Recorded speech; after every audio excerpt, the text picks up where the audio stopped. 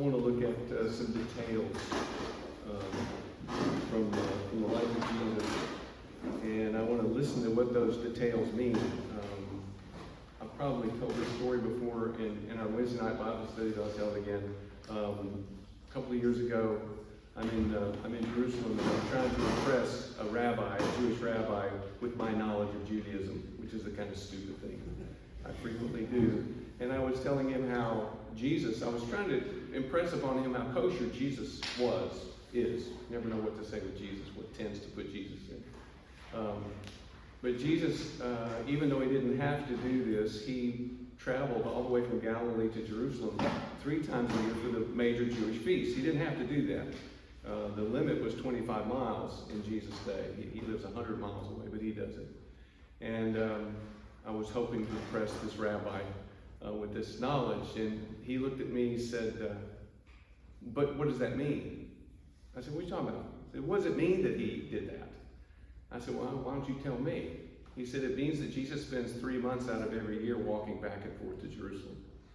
And that completely blew my mind. It's like one of those moments in your life where you sense, okay, I'm never going to think the same. I'm always going to ask what a detail means. And that's what I want to do this morning. I want to look at, just broadly introduce the details of Jesus' life, but then look more specifically at the feeding of the 5,000, the feeding of 4,000.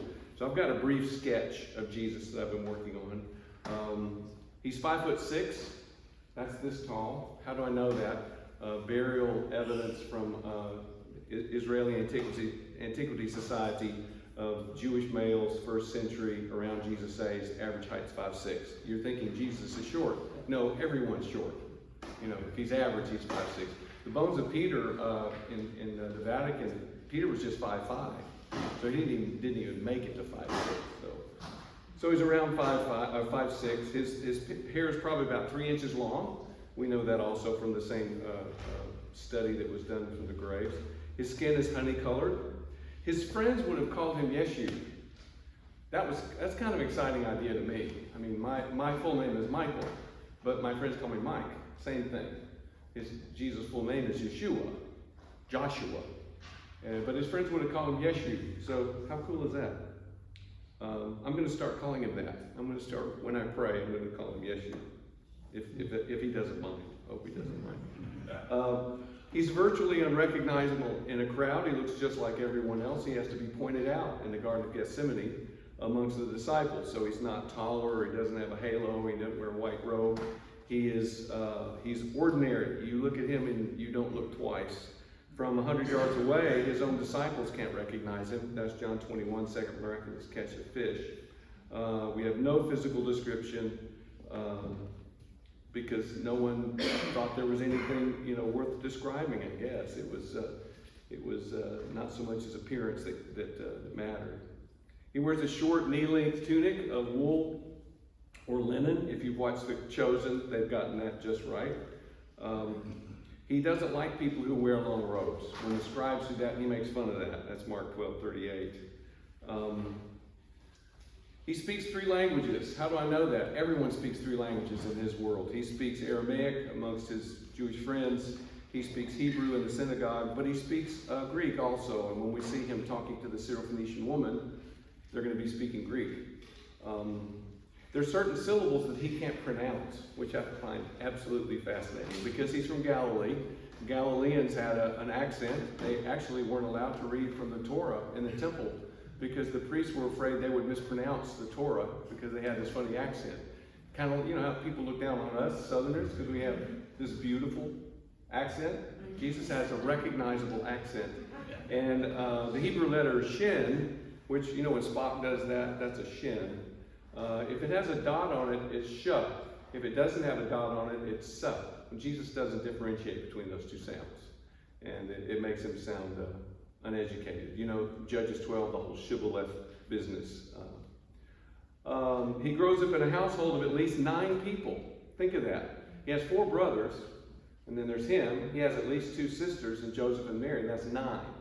I never thought of that before until I noticed that he has 4 brothers. He lives he grows up in Nazareth, only 13 miles from the Mediterranean. I mean, that's closer than us to Franklin. There's this, ocean, major ocean. You don't think of that, and there are no scenes of it there. So, as a carpenter, he would have been regarded as particularly learned. In the synagogue, a common statement was, "Is there a carpenter or the son of a carpenter among us who can solve this problem?" That was a quote from the synagogue. So his knowledge, he was revered for his technical knowledge. From at least the age of 12, he seems to be aware of his special relationship with God. He refers to God as his Father. His favorite verse, Deuteronomy 6:4. How do I know that? Because it's everyone's favorite verse. But 3 times in the New Testament it comes up. Twice he's asked what's the most important commandment, and he answers with Deuteronomy 6:4. "Hear, O Israel, the Lord our God, the Lord is one. You must love the Lord your God with all your heart, all your soul, and everything you are." An observant Jew prays that 3 times a day. It's called Shema. Okay, but then once a scribe comes to Jesus and asks, "What's the most important commandment?" Jesus says, "I don't know. What do you think?" And the scribe answers with Deuteronomy 6, and Jesus says, "Right." So 3 different times it kind of affirmed that that's his favorite verse. He shows open disdain for innovations that the Pharisees are doing. That we call it the oral law. The Pharisees are adding things to the law. They're building a fence around the law. And in one sense, that's not necessarily a bad thing. But it had become a performance thing and not a heart thing. And that we'll see that in this passage that we're going to look at. So the rule, the law says, you honor the Sabbath. Well, the Pharisees came up with hundreds of commands. You can't spit on the Sabbath. It might run downhill and the spit will make mud, and making mud's work, so you can't spit on the Sabbath. You can't blow a candle out on the Sabbath. The wick becomes charcoal, and making charcoal is work, so you can't blow a candle out on the Sabbath. That was kind of the world. And the really cool thing, one of the coolest things about I can't stop saying the cool things about Jesus, but one of the cool things about Jesus is he breaks these every chance he gets, which I love. When he heals the blind man, he makes the mud. Does Jesus need to have mud to heal somebody? No, Jesus doesn't have to be there. Go home, your daughter is well. He doesn't even have to be there to heal somebody. So he makes this mud, and there's this big hoo-ha about it, and they investigate the fact that he makes mud. He says these are rules made by men. But the interesting thing is, at least once he does that, he builds a fence around the law.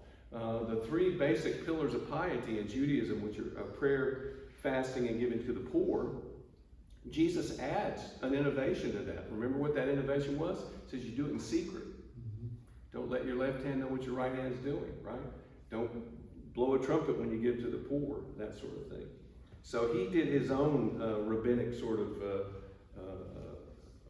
innovations. But he's a very observant Jew. He expresses this, he goes to the synagogue. At one point in the Gospels, it said he went to the synagogue as was his custom. He travels to Jerusalem, like I mentioned before, for the pilgrimage feast, even though he doesn't have to. He pays the half-shekel tax for the temple, even though as a teacher he was exempt from that. He didn't have to pay that tax. And it was almost an insult that they asked him, but he does it anyway. He sends a healed leper to the priest to be examined. And one of the things I like, when he's teaching in the temple, he won't let people carry things through the courtyard of the temple, which is very conservative. And one of my new ideas about Jesus is he's the conservative. The Pharisees are the liberals. They're the ones that are making stuff up.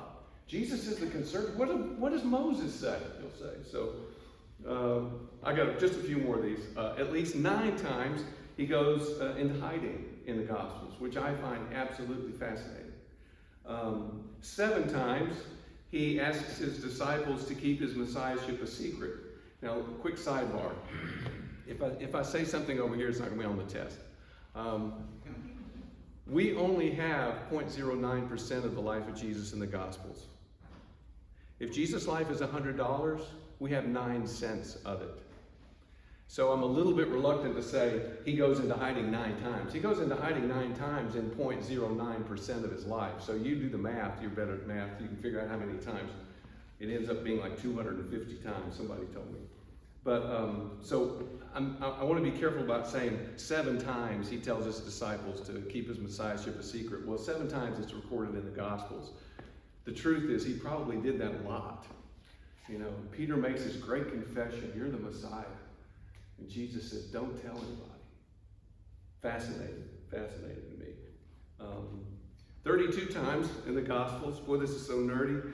32 times in the Gospels, his emotional state is described, and it's usually filled with compassion. He gets angry a couple of times. Mark, I think the very first chapter of Mark, he looks around in anger. But for the most part, when his emotional state is described, he's feeling compassion. Never see him smiling or laughing, but I hope he did. One of the things I like about The Chosen is that Jesus is charming. I'd never thought of him being charming, but I think that's probably an accurate rendition. I already said that. So I grew up in our church. Jesus only wept 3 times because there's only 3 references to him weeping. But if you do the math, that's 200 times in the 3 years. So he wept a lot. In fact, he was known, when people ask him whether he was Jeremiah or not, that was probably because he wept openly. Jeremiah's the weeping prophet. So he's probably pretty open with his tears. He frequently answers a question with a question, does that 17 times. And questions and metaphor are his favorite teaching device. He asks these questions, and with one exception, one time he answers a question he asked. Otherwise, he just leaves them out there. Because he wants his disciples and his hearers to engage, and that's what teaching with questions does. If you don't engage, you're not going to get it. When Jesus says, "He who has ears to hear, let him hear," that's his way of saying, if you don't engage with this, you're not going to get it, and I'm not going to explain it to you. Since he doesn't do that, with one exception. 45 times he quotes the Hebrew Bible, but I like to believe that he really thinks in the Hebrew Bible. And we know Jesus as we know no one else. We know Jesus as we know no one else. So what I want to look at is two of the twin incidents. I still don't know what to do with this. If you can help me figure this out, I'll appreciate it, and then I'll write it and act like I thought of it. But all through the Gospels, we have these twin incidents. We have 2 storms on the Sea of Galilee. We have 2 anointings. We have 2 miraculous catches. We have 2 temple expulsions. I just think that's interesting. We have 2 sendings of the disciples. We have 2 miraculous feedings. That's what we're going to look at this morning, the feeding of 5,000, the feeding of 4,000. And the only thing I've found on this, the rabbis teach when there are twin incidents in the Hebrew Bible, one incident helps you understand the other. That's their thinking of why they're twin incidents. And I'm going to try to apply that. So let's look at the 2 feedings, the 2 miraculous feedings. If you're like me, they just kind of glop together in my mind. Yeah, one time he fed, I don't know, was it 5,000 people? And another time he fed, 4,000 people? Not really sure when it happened. But what I want to show you this morning is 2 completely different incidents with 2 completely different messages. And the meaning really comes from the detail. So that's what we're going to do. So the first one is the feeding of the 5,000. It always occurs first, and it's the only miracle that's in all 4 Gospels. Yeah. So that's important. The feeding of the 4,000 only appears in Matthew and Mark. Luke and John don't give us that one. The contexts are somewhat different. I don't think they're disagreeing with each other, but in Matthew and Mark, the context of the feeding of the 5,000 is Herod's banquet. Right before the story of that feeding is this story of Herod's banquet. So I think those 2 authors wanted to contrast. Here's this debauched, ruler and his daughters dancing. He's making all these pledges and all this kind of stuff. Then you quick cut to Jesus and another banquet where he feeds 5,000 people. So Matthew and Mark have the context is that. In Luke 9, Luke mentions the confusion of Herod, but there's no reference to the banquet. Basically, in Luke, the context is the disciples had just returned from their first mission, and they're celebrating how successful they've been. In John 5, the context is, it's not Moses that's giving you the true bread from heaven. I've given you the true bread from heaven. So that's really the context of John. Okay, so the context of the 4,000, which is, I said, is only in Matthew and Mark, which I love, and this is the first time I ever saw this. If you've seen this before, pat yourself on the back. I've never seen this, but the context in Matthew and Mark of the feeding of the 4,000 is the Gentile woman who talks about crumbs falling from the table, the children eating crumbs falling from the table. And the very next scene is the feeding of the 4,000, which are Gentiles. It's in the Decapolis, the Gentile area. So I think that's kind of interesting. I still got to think about that some more. But both stories have parallel structure. You have the feeding of the 5,000, the feeding of the 4,000, and we're looking in Mark. Immediately after that, after the feeding of the 5,000, Jesus crosses the Sea of Galilee. Same thing with the feeding of the 4,000. The next thing he does is cross the Sea of Galilee. Once he crosses the Sea of Galilee, in both stories, 5,000 and 4,000, he crosses the sea and he has conflict with the Pharisees. Of course, he has conflict with the Pharisees the whole time. In both stories, there's a conversation about bread. In the feeding of the 5,000, there's the healing of the deaf man. In the feeding of the 4,000, there's the healing of the blind man. And both blocks end with a confession. The confession of the crowd, and then the confession of Peter. So there's some wonderful structure. And there, it's just like, isn't it just like the scripture? You spend your whole life looking at these things, and you see things that, you've never seen before. The Bible is the only book that reads you. So let's look at the first one, the feeding of the 5,000. This is Mark 6. Okay? And once again, the context right before that is Herod's banquet. So this is Mark 6:30. The apostles gathered around Jesus. This is the first time they were referred to as apostles. And my guess is it's not a title yet. Apostle just means sent one. So probably a better translation, maybe your Bible translates it this way, the ones he had sent, gathered around Jesus and reported to him all they had done, the work of Jesus, and all they had taught, the word of Jesus. Jesus sends them out to do his work, heal people basically, and cast out demons, and to share his word. So part of their responsibility to Jesus is they come back in and they report back to him everything they've done. Then, because so many people were coming and going that they didn't have a chance to eat, he said to them, "Come with me by yourselves to a quiet place and get some rest." Sometimes the most spiritual thing you can do is take a nap. I quote Brenda Manning. And that is the bookend phrase. In 3:20, there's a block of teaching of Jesus. And 3:20 says, so many people were coming and going, they didn't even have a chance to eat. And so between this passage and Mark 6, that's a bookend. That statement's a bookend. So they went away by themselves in a boat to a solitary place.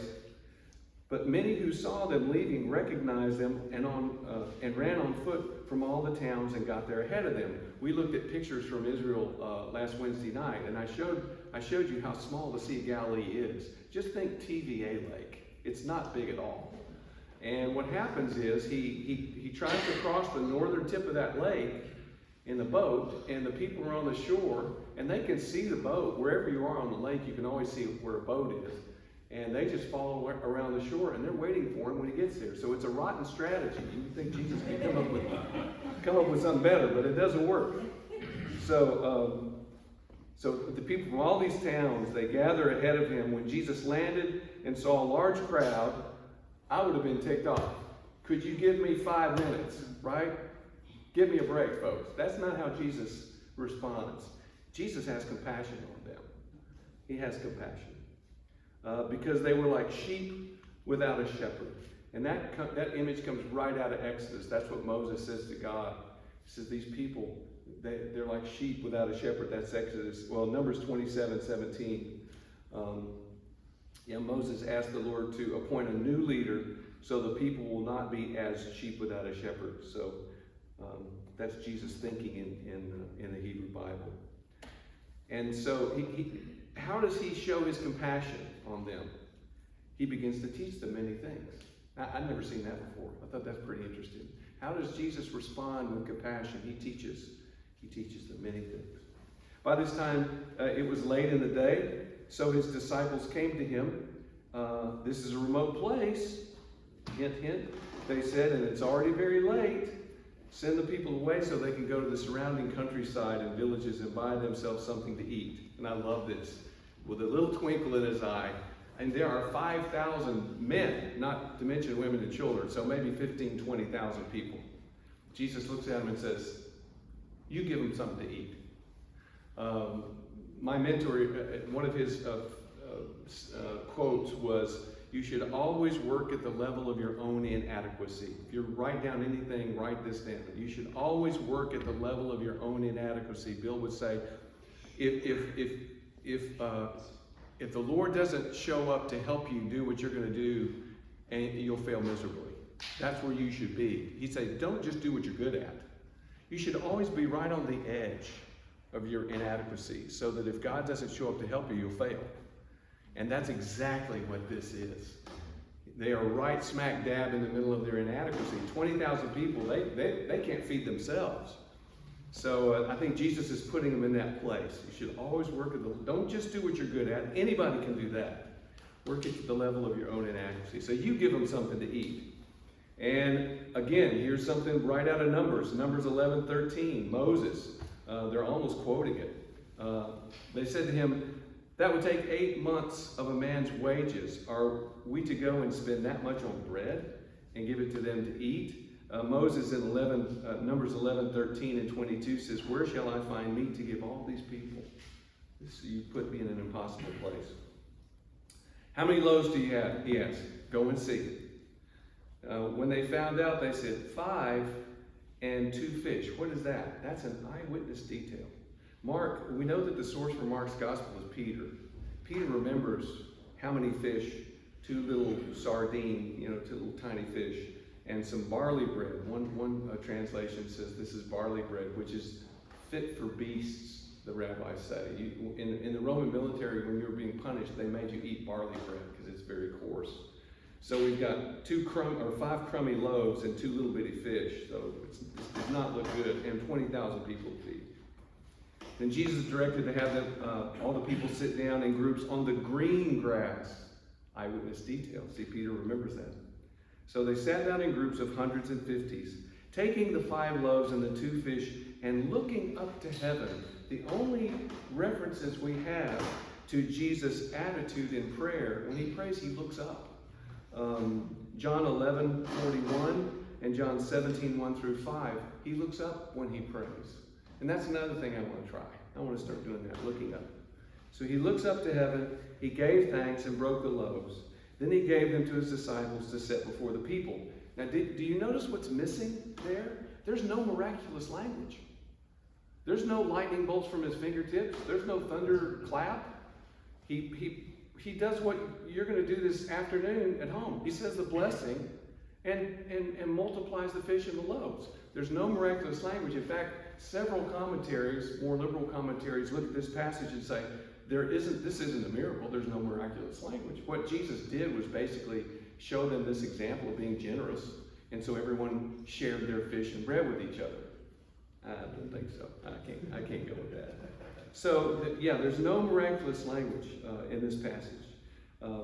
So he divided the 2 fish among them, and they all ate and were satisfied. And here's the detail. And the disciples picked up 12 basketfuls of broken pieces of bread and fish. The number of men who'd eaten was about 5,000. I'm just going to give this away in case the Lord comes before I finish. In the feeding the 5,000 and the feeding the 4,000, the key detail is the word for basket. It's 2 different kinds of baskets. That's the point. This word for basket is kophanos, and a kophanos is a lunch basket. It's a pail. It's a creel. Think of a trout creel. It's something you put a string through and you wear it around your neck. Okay, so after they fed all these thousands and thousands of people, they pick up the pieces, which is also a very Jewish thing to do. It's called the piyah. The leftovers are always picked up after a meal and given to the slaves. So Jesus, being very Jewish, pick up the leftovers. and they filled 12 little baskets of all those thousands of people. Acres and acres. All they can find is 12 little baskets. How many disciples are there? 12. The miracle of the feeding of the 5,000 is perfect provision. It's perfect provision. Completely different miracle. They're in Jewish territory and very Jewish context. And the miracle behind the miracle, or the miracle of the feeding of 5,000, the first one reported, it's in all four Gospels, is perfect provision. Okay, so let's look at the 4,000. It's pretty simple. This is in Mark 8. Now Matthew 15 gives us the location. Mark doesn't. They're close to the Sea of Galilee. This is, that's not me. Good. My dyslexia, that got me thinking something else. Okay, I'm back. They're close to the Sea of Galilee, but what you need to know is they're on the Gentile side of the lake. When I showed y'all pictures of the Sea of Galilee on Wednesday night, I said there's a Jewish side and there's a Gentile side. The side where Magdala and Caesarea and Philippi, not Caesarea, Capernaum and Tiberias, that's the Jewish side. But on the other side, you have what are called the Decapolis, the 10 cities. There's one city, the city Hippos, was a city that was dedicated to demons. And it's unbelievable. There's the Gentile side, and so now Jesus is on the Gentile side. So this is more of a Gentile setting, and thank goodness Matthew lets us know that. During those days, another large crowd gathered. Since they had nothing to eat, Jesus called his disciples and said, I have compassion. Same structure as before. He had compassion on them.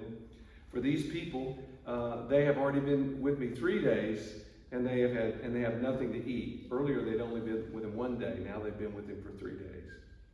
If I send them home hungry, they will collapse on the way because some of them have come a long distance. My note says, to Jesus, it was unthinkable to send anyone away hungry. I'm not going to send these people away hungry. That's just his heart. His disciples answered, but where in this remote place can anyone get enough bread to feed them? It's like they've already forgotten. I mean, it was just 2 chapters ago, and they've already forgotten. They've already forgotten. How many loaves do you have? Same question. 7, they replied. He told the crowd to sit down on the ground, same structure. When he'd taken the 7 loaves and given thanks, he broke them and gave them to the disciples to sit before the people, and they did so. They had a few small fish as well. He gave thanks for them also. That's again a Jewish detail. In Judaism, you pray for each course of the meal. If you ever go to a Jewish dinner, every course you stop and pray for, and then you pray at the end. So he prays for the bread, and they pass it out, and then they have a couple of fish. Doesn't say how many, and he prays and blesses those, and told the disciples to distribute them. The people ate and were satisfied. Afterward, the disciples picked up 7 basketfuls, different word for basket. This is the word spheros, which means a man-sized basket, a big rope basket. In Acts 9:25, when they let Paul over the wall, it's in one of these. Spherodes is another way to say it. Man-sized basket. So the miracle of the feeding of the 5,000 is perfect provision, just enough. The completely different miracle, the feeding of the 4,000, the miracle is abundance. 7 big baskets full of broken pieces of bread. They don't pick up, thank goodness, the leftover fish. That would not be too cool. So afterward, the disciples picked up 7 baskets of broken pieces that were left over. About 4,000 men were present. And having sent them away, now that they've had something to eat, he got into the boat with his disciples and went to the region of Dalmanutha. We don't even know where that is. We think that's Magdala. We think that's where they went. Matthew 6 says that. The Pharisees came and began to question Jesus to test him. They asked him for a sign from heaven. My note says, those who ask for signs never believe them when they come anyway. He sighed deeply. There's an emotional insight. He sighs deeply. And he says, This is actually the same word that Paul uses when he talks about the Holy Spirit groaning. Same word. So Jesus groans and said, why does this generation ask for a miraculous sign? I tell you the truth. Amen. That's his way of saying I'm about to say something very important that you're not going to understand. I tell you the truth. No sign will be given to it. Then he left them, got back into the boat, and crossed to the other side. He's continually crossing the boat. Okay. Now the wonderful thing about these two stories is Jesus recaps them. And we're going to close with this. We're going to look at the recap. Okay? So verse 14. The disciples had forgotten to bring bread, except for one loaf they have with them in the boat. Be careful, Jesus warned them. Watch out for the yeast of the Pharisees and that of Herod. And this is a new idea for me too. I realize the yeast of the Pharisees is demanding a sign.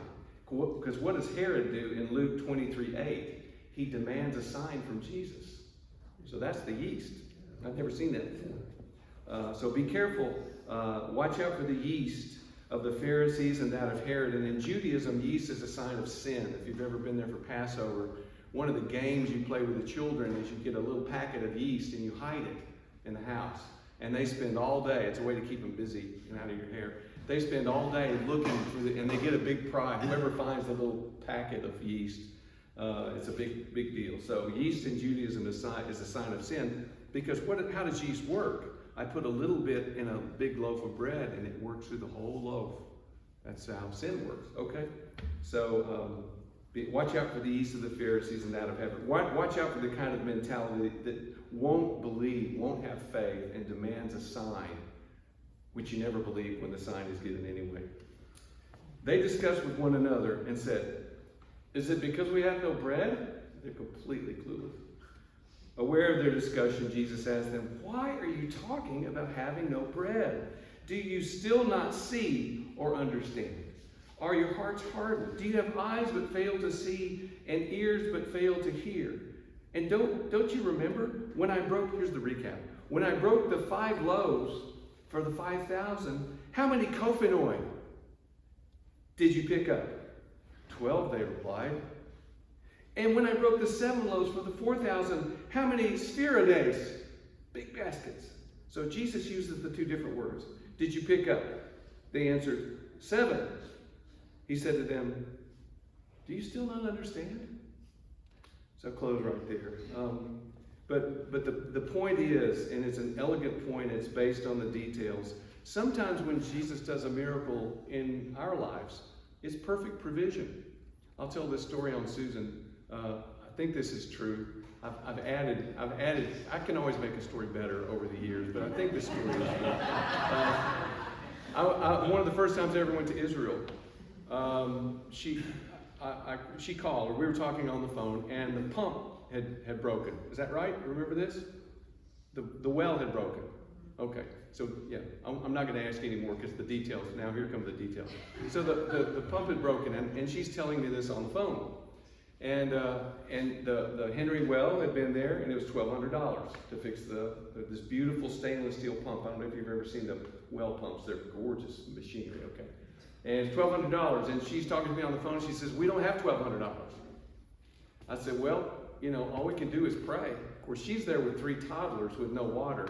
I'm in the Jerusalem Hilton, waiting for my massage and my seaweed wrap, So I guess we just pray. So I hang the phone up and I'm praying, Lord, be with my wife.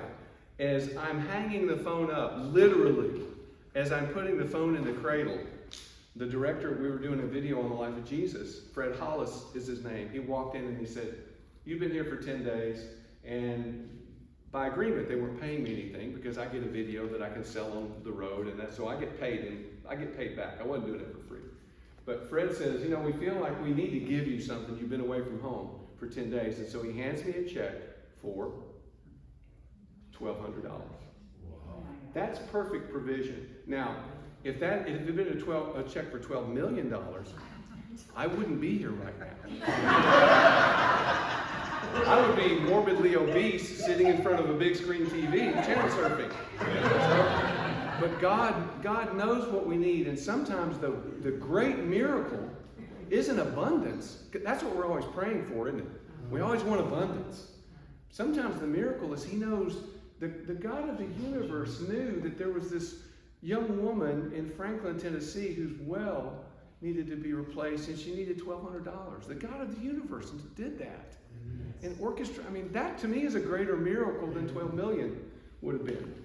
So I just leave, I leave that thought with you, to be amazed when God provides perfectly for us, because it's just as great a miracle. In fact, that's the miracle that's in all four Gospels. It's the perfect provision. And but abundance is okay too. I'll take abundance when the Lord wants it to be that way. Let me pray. Lord, we come to you as children who need to be made wise by your word. But we come with thanksgiving in our hearts. But we also come with hunger, and we come with needs. And we know that you're the one who provides perfectly, perfect provision. Sometimes abundance, sometimes just what we need. But either way, you're so good to us. And we want to acknowledge that, and we want to thank you. Lord Jesus, you're so good to us. Amen. Let's stand together and sing.